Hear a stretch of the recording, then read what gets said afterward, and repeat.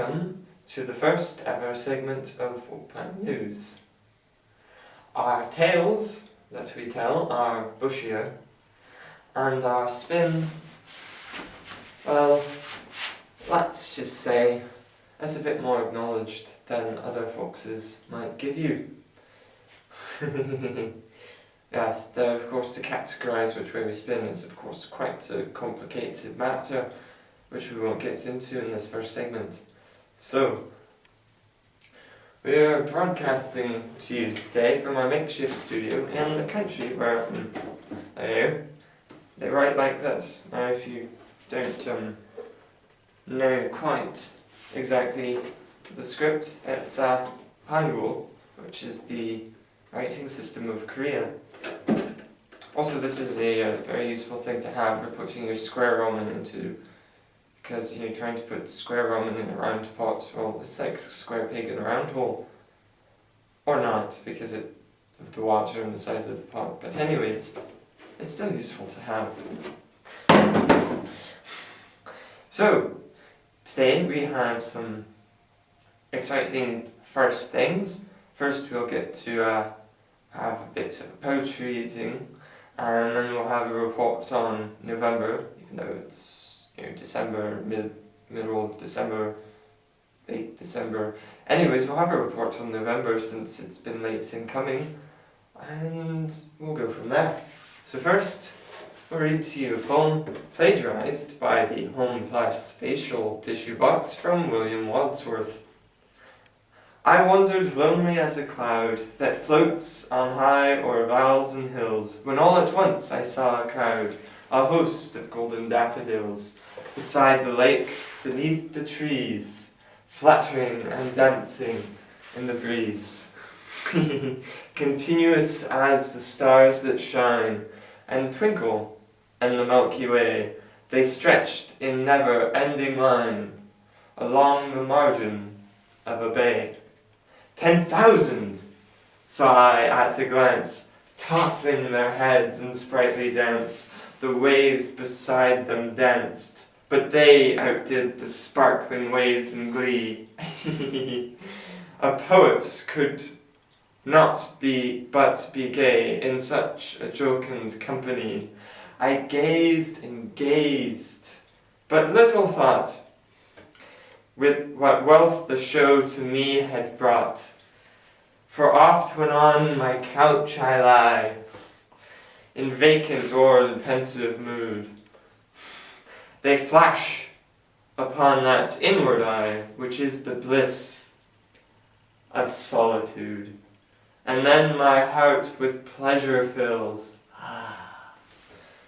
and dances with the daffodils. But in any case, if you're not aware, in South Korea, they really like to put English poetry and words on their products. Just sort of like, this is a tissue box. They have designs, and then they have a poem. And this isn't a daffodil, so I have no idea why they, it's like a yellow rose, and then they have the daffodil. So at least this one here, the grammar in English is correct because they're lifting it from a poet. There's some where you look at it and you go, they didn't try very hard, did they? Or maybe they did try hard, and it's just that they got a bad translator. But in any case, that's that. So now, on to the exciting bit about November. So I have here a nice folder. If you open it up, we have blue paper. And you've got like a little working title here. And you've got a bunch of words, and it goes on and on for 202 pages at 11-point font, 1.5 spacing, with of course a bit on the margins for a couple of comments that I made to the people who would be editing. Well, not really editing, but merely reading through for consistency's sake. I like to call them good readers, because what they're doing is they're giving me an idea of, okay, so does this make sense? Is it coherent?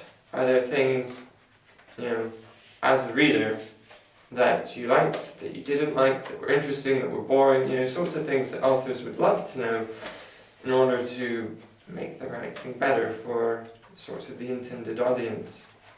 So I had a couple of friends doing that, so it's not really editing that they're doing, it's more sort of like what surveys do, find out information so that then you can better adjust. But they have to read the whole thing, so I'm giving them, well, pretty much all of December and a bit of January, well, most of December, the December since when I told them. But anyways, this is what I wrote during NaNoWriMo, and I guess I could tell you a little bit about it. The working title is The Fox's Tale. I sense a theme here. But in any case, it has to do with Soren and the adventure he finds himself pushed into after being late for the bus. So it's filled with Maguses, which is, no, not Maguses, come on, you know better than that. So Magus is the singular and Magi is the plural.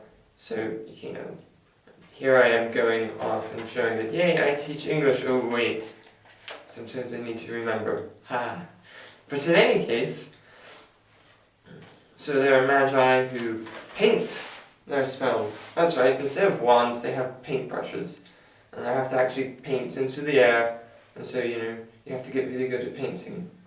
I bet Impressionists would have an easier time than realists in being fast. But in any case, I'm still working out all the details of that. But there's Magi who paint their spells, or who dance, or who sing, not necessarily sing, or music. So it has to do with melody and harmony and that sort of thing. So if you play D&D, think of it as bards, I suppose you could say. But they're not just limited because that's silly. And then there's ones who have spoken poetry. And so this is sort of my trying to figure out, okay, so I love arts. I love creating things, so how can we make magic in a fantasy world that actually is creative? And of course, since art can also have a destructive element, it actually makes sense too. So, in any case, there's that. And there's also a snarky dragon. It's probably one of my favourite characters I wrote. And when I started, I had no idea that that there would be a dragon. And then when I found the dragon, it just had to be snarky. And yes, so let me find that there. Okay. So we have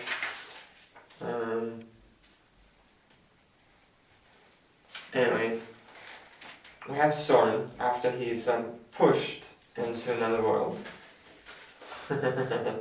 Yeah, so he's got all sorts of adventures, and at one point he's going to meet with a dragon who's, not evil, but is snarky, so, or at least trying to be snarky. So this is your only peek at this, just so you know. This is the only peek that the public gets at this very early draft. So you better, laugh while you can, because it's going to be more polished later.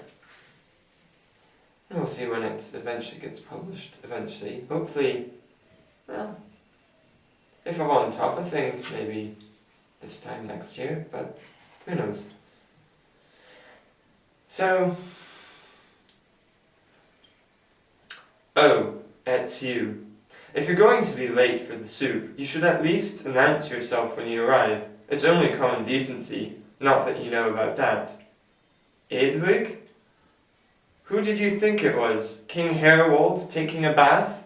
No. What's this about soup? I heard you tried to drink the ocean dry and wanted to see if you could float. You heard about last night, didn't you? You're the talk of the mountain. With all that they're saying, it sounds as if you tried to outdrink a whale. So I guess that means I'll never get the sword now. Edwig laughed, and I could feel it in the floor. It was doubtful that you would get it until you so brilliantly knocked your head on the table. You out-dwarfed several dwarves. That was some of their strongest stout, and you went ahead and drank most of it in one go. Next you're going to tell me you're actually pretending to be this tall. So I'm going to get Foxfire. It's a wonder that the dwarven civilization still exists when they reward such heroic stupidity as yours with legendary swords made by a smith in a fit of inspired drunkenness. The dragon turned around. Come on, I'm supposed to teach you something. Not that you'll be able to keep anything in today. And so that's all the look you get at my story. And no, I'm not going to toss that one. So in any case, it's over 50,000 words, so that means I won NaNoWriMo. Of course, winning isn't really anything special in the sense that, hey, here's money, but it's special in the sense that, wow, you actually managed to write 50,000 words in 30 days. And if you actually were to look at my graph, you'll find that it's like, a little bit behind at the start, then on track, a little bit ahead, and plateau as I had to deal with a lot of school stuff, because I'm also teaching still. It's not like I put teaching on hold. I just went ahead and tried to get as much done before November as I could, so that I wouldn't have as much to do, out of the school hours. But then sort of the second to last week of November kind of got to me, because I had to be working on making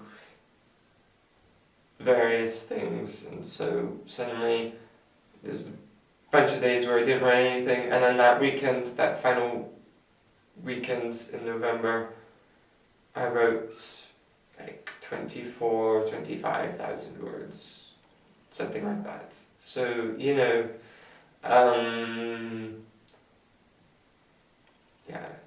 so the last few days from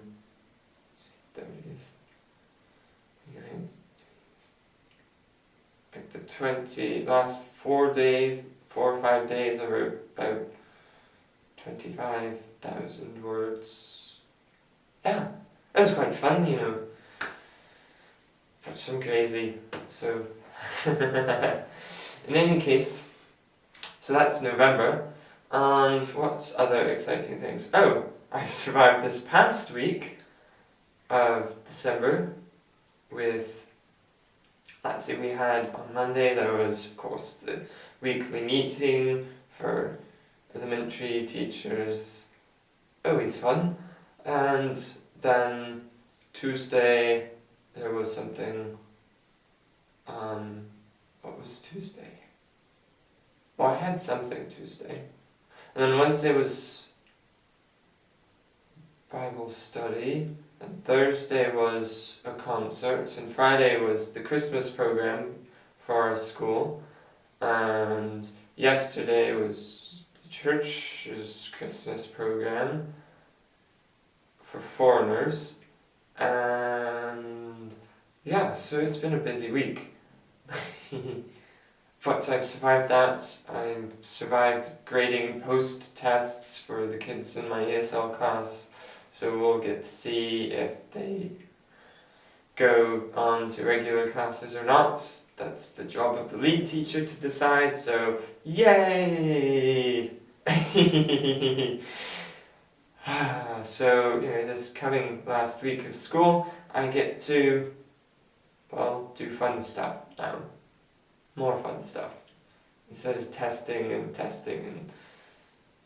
So we'll see. And the seniors have a paper they're turning in to me Monday, so I'll have to grade that and get it back to them by their final, which will just be, I guess, partying and relaxing. But hey, that's the nice thing about a class where there's no formal tests. Yes. So in any case, I think that's about it.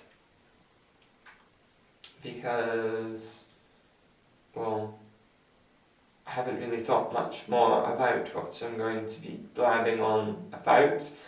So, since this is it, I think I'll wrap up saying thank you for watching Vulpine News, and we're much more entertaining than perhaps other news networks you could find, especially since we're not really a network.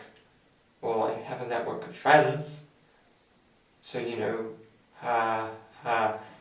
In any case, we're the faux news, which if you pronounce it the way you think it should be pronounced, it would be, never mind. I'm just going to laugh. And now, if you'll excuse me, I've got to go journey to realms of imagination. So, cheers.